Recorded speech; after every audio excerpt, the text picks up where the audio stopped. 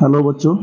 हाँ, यहाँ पे देखिए मैं प्रूव करने जा रहा हूँ गॉस लॉ। तो गॉस लॉ पहले कहता क्या है कि टोटल नंबर ऑफ इलेक्ट्रिक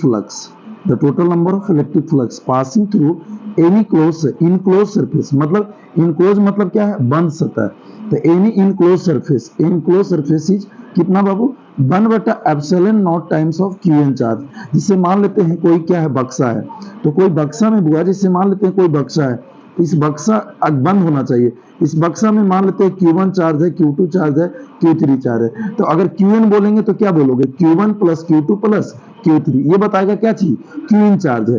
तो बाबू इसका ये स्टेटमेंट हुआ। फिर हम लिखते हैं फाई।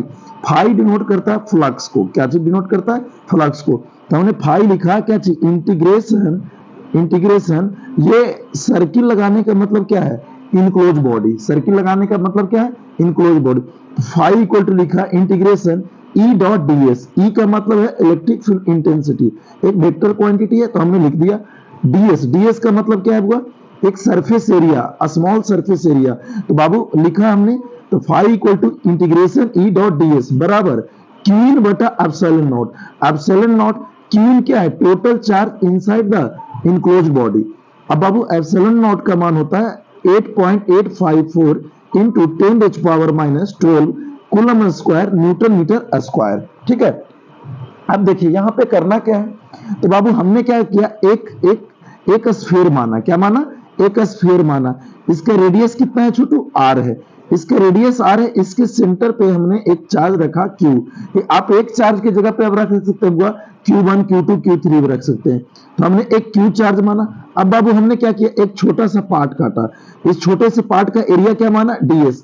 यहाँ पे वेक्टर क्वांटिटी लगा दिया हुआ, क्योंकि एरिया एक क्या होता है, वेक्टर क्वांटिटी होता है।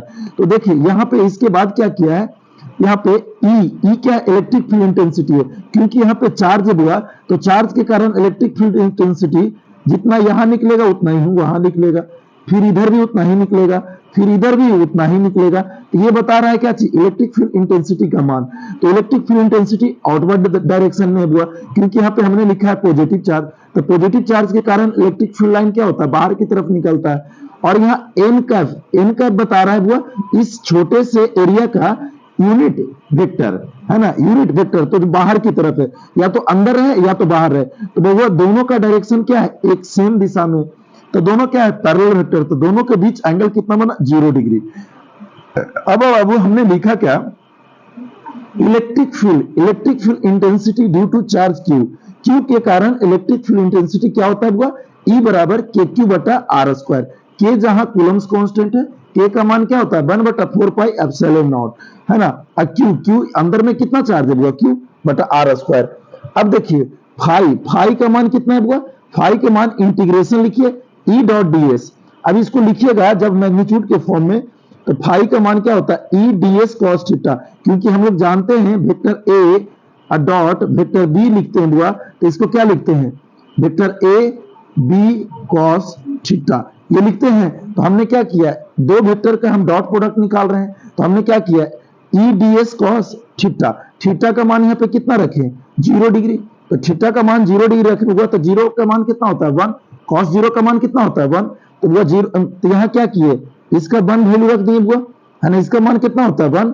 तो हमने लिखा ई का मान कितना जानते हो, ई का मान हम निकाल चुके हैं के क्यू बटा आर स्क्वायर। तो ई का मान रख दिए के क्यू बटा आर स्क्वायर। और डीएस का मान वो क्या है, डीएस। तो वो जो हम जानते हैं, एक रूल जानते हैं कि जो इंटीग्रेशन का एक रूल होता है, जो कांस्टेंट होता है उसको हम कांस्टेंट को इंटीग्रेशन से क्या करते हैं, बाहर करते हैं। तो वो यहाँ देखिए के एक कूलम कांस्टेंट है, और इस चार्ज के अंदर कितना चार्ज है वो भी कांस्टेंट है। तो के को क्या किया, बाहर किया।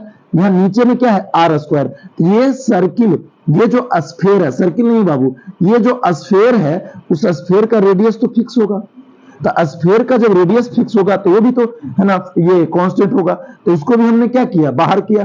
तो आर को बाहर कर दिया, तो बचा क्या अंदर में, डीएस। और ये इनक्लोज के लिए सिंबल है।